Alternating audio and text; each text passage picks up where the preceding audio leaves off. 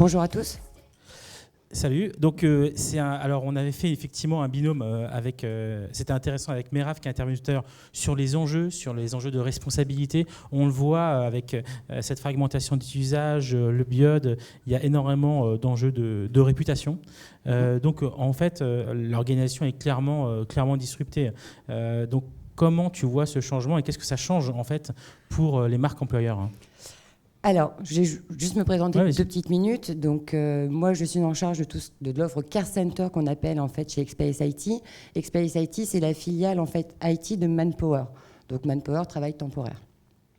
Depuis 2 ans, on travaille en fait avec les équipes de la direction des affaires sociales, qui est une équipe qui est rattachée à la DRH, autour justement de la protection de la marque employeur dans sa globalité. Et bien évidemment, la digitalisation a émancipé les individus. Donc, on se rend compte que par les usages, il va falloir que l'entreprise s'adapte et encore plus la DRH, justement pour suivre et comprendre ce qui se passe, que les gens pensent et quelle est leur vision de l'entreprise, que ce soit en interne ou en externe. Donc là, vous avez un slide qui met en avant bien évidemment les usages.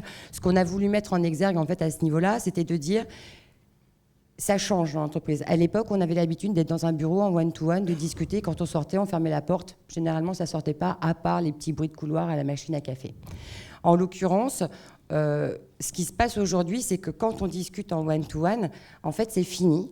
Si on a des gens qui sont très avérés ou qui ont une appétence très forte en fait, au niveau du digital, ils vont avoir tendance en fait, à communiquer sur leur propre réseau. Ils ne vont plus garder pour eux globalement ce qui se passe. S'ils sont mécontents, ils vont l'exprimer. Donc, en fait, par rapport à tout ça, on s'est dit, tiens, il y a quand même le climat social, il y a les risques pour la marque employeur. Qu'est-ce qu'on est capable de faire aujourd'hui avec toute la technologie qui est à notre disposition ? Donc, vous allez voir dans l'offre que je vais vous présenter, l'objectif, c'est vraiment d'aller identifier à l'extérieur de l'entreprise, donc sur les réseaux, sur le web, différents risques psychosociaux, des gens qui vont se plaindre en fait de leur travail parce qu'ils sont fatigués, parce qu'ils se sentent usés, parce que le management est compliqué. Ça va être également de suivre par exemple les accidents du travail. Donc les accidents du travail, alors, bien évidemment, dans le cadre de notre maison mère qui est Manpower, c'est un sujet qui est très important puisqu'on travaille avec des intérimaires et qui ont un facteur risque très élevé d'accidents par rapport à d'autres populations professionnelles. On va également suivre, bien évidemment, les incivilités. Donc, ça reprend un petit peu le sujet de Merav, où justement, comme les médias sont devenus vraiment des facilitateurs d'expression extrême, c'est-à-dire que quand on n'est pas content, on le dit, et les injures sont relativement fortes. Je ne vous ai pas mis d'exemple, mais on a des exemples d'injures en fait, de collaborateurs qui vont être des hashtags, et je vous passe ce qu'il y a derrière. C'est assez hard. Avec donc, un fort pouvoir de viralité. Voilà, un fort pouvoir de viralité. Il suffit qu'il y ait les bons influenceurs dedans. C'est parti, et du coup, ça va vraiment abîmer la marque employeur. Au-delà de ça, ce qui est vraiment important dans le processus du Care Center, c'est également d'identifier des dysfonctionnements internes. Alors on se dit, mais pourquoi sur le web, je vais aller retrouver mes dysfonctionnements en interne, pourquoi ils vont se retrouver en fait sur le web ? Un truc tout bête, quand vous avez 100 000 personnes que vous faites tourner tous les mois donc, dans le travail temporaire, le 15 du mois, il y a les payes qui tombent. Il suffit qu'il y ait un problème. C'est clair que c'est relayé automatiquement.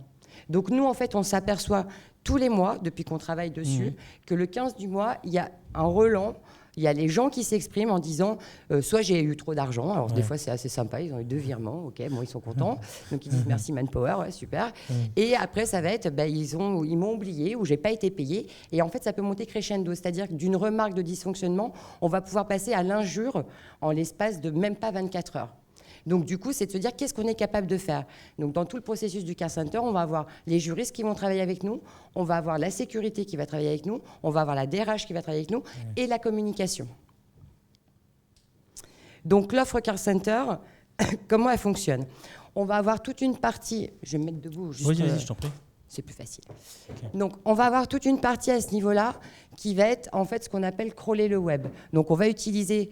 globalement des solutions du marché qui existent, donc ça peut être du Salesforce, ça peut être du Microsoft, du Synthesio, il y a plein d'outils aujourd'hui qui permettent d'aller crawler en fait le web avec des mots-clés tout simplement. Et on va aller écouter ce qui se dit, mais uniquement d'un point de vue RH. Donc aujourd'hui, les entreprises le font, mais d'un point de vue plutôt marketing. Bien sûr, et nous, on l'a complètement transformé, on le fait que d'un point de vue RH. De l'autre côté, on a travaillé donc avec les équipes internes pour justement récupérer leurs données. C'est-à-dire qu'aujourd'hui, les DRH ont plein de données, mais généralement, elles ne sont pas très structurées à part la paye qui sont dans le SIRH. Ça marche très bien, les congés payés également. Mais par contre, tout ce qu'on va avoir autour des formations, des accidents du travail, des incivilités, etc., tout ça est stocké dans des fichiers Excel. Donc l'objectif, c'était de structurer cette information-là pour pouvoir, à terme, faire justement du prédictif. C'est de dire, j'ai un événement là, quelle est ma probabilité pour que moi, je sois impacté également et à quel niveau. Donc, globalement, le Care Center, c'est comment je peux gagner du temps sur quelque chose qui peut se passer et qui va pouvoir, en fait, m'impacter. Je vais vous donner un exemple concret qu'on a eu là dernièrement. Il y avait donc une réunion avec les IRP donc chez Manpower. À 8h du matin, il y a un tweet qui est tombé de la CGT, donc on savait qu'en fait ça allait prendre un peu plus d'ampleur. Dès 8h du matin, on a pu réagir parce que la manifestation était prévue à 14h, donc on était au courant. Mais par contre, comme on a vu que ça prenait un peu d'ampleur, on a eu le temps en fait de mettre en place un service de sécurité. Donc très clairement, pour les gens qui gèrent la sécurité en entreprise, ils se sont retrouvés complètement à l'aise parce qu'ils avaient ce laps de temps d'anticipation pour pouvoir faire les choses calmement et correctement. Ensuite, dans le Care Center, c'est vraiment une salle, c'est un command center que vous avez, que vous pouvez retrouver aujourd'hui chez Nestlé, Danone, etc. C'est exactement la même philosophie, sauf que nous, on va aller travailler sur l'ARH, détecter les signaux faibles, atténuer, alerter, opérer la crise si il y a crise, et bien évidemment, derrière, avoir toutes les mesures qu'il faut pour pouvoir capitaliser sur ce qu'on a vécu. Qu'est-ce qui s'est passé? Qu'est-ce qu'on a mal fait? Qu'est-ce qu'on a bien fait? C'est clair? Très bien. Donc on voit un écosystème complet dans une logique de prédictivité, mais vraiment focus RH. Et ce qui est intéressant, c'est en intégrant justement des technologies déjà présentes sur l'écoute, par exemple, Totalement. En étant agnostique et donc Oui. en permettant du coup d'intégrer, on va dire, l'écosystème technique présent, qui est plus horizontal, et du coup venir en verticalité et se plugger pour pousser cette connaissance. En fait. Exactement. En fait, aujourd'hui, ce qu'il faut voir dans les DRH, c'est que les informations qu'ils ont sont assez pauvres, dans le sens où ils vont faire des enquêtes internes une fois ou deux fois par an pour voir un petit peu, prendre le climat en fait, de l'entreprise, le climat social de l'entreprise. C'est un instant T. Quand on fait une enquête interne au mois de septembre, très clairement, on a des résultats qui sont un peu meilleurs parce qu'il y a eu les vacances qui sont passées. Donc, du coup, l'image n'est pas réellement révélatrice de la réalité. Là, ce qu'on propose, c'est vraiment d'être en temps réel. Qu'est-ce qui se dit? Alors, bien évidemment, il ne se dit pas des choses tous les jours, mais mine de rien, ça nous permet de suivre et d'anticiper réellement ce qui se passe. Très bien. Et du coup, du côté de la loi, comment ça s'est mis techniquement en place en fait? Alors, bien évidemment, ça n'a pas été... Est-ce que Merav doit être appelé ou c'est bon et Alors, c'était parfait, Merav, parce que du coup, tu as bien introduit mon sujet. Ouais. Alors, premièrement, justement par rapport aux éditeurs, il a fallu travailler avec eux pour qu'ils nous garantissent qu'ils ne faisaient pas n'importe quoi pour aller récupérer les données. Donc quand on va crawler, ils ont bien les systèmes de partenariat avec un Twitter, avec un Facebook, ils ont bien accès aux API de façon légale, etc. Donc nous, on a travaillé énormément avec le service juridique. Le service juridique de Manpower nous a beaucoup accompagnés, justement pour qu'on ait cette garantie-là. Au-delà de ça, on est rentré dans un processus, une fois qu'on avait validé les plateformes, on a commencé à les tester et à le vérifier.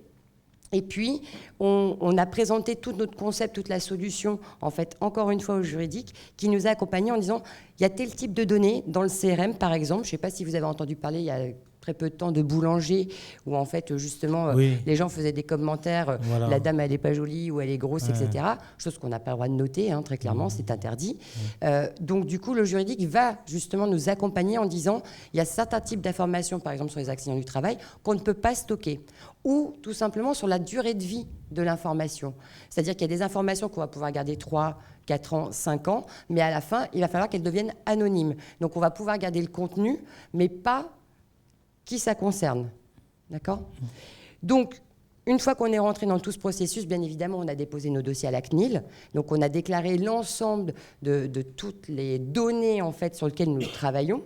Et pour que justement on ait ce coup de tampon qui nous a permis en fait de présenter l'ensemble du concept au comité central d'entreprise. En fait, c'est les comités d'entreprise, mais comme Manpower, c'est un peu spécifique, on a plusieurs comités d'entreprise, donc c'est un comité central d'entreprise.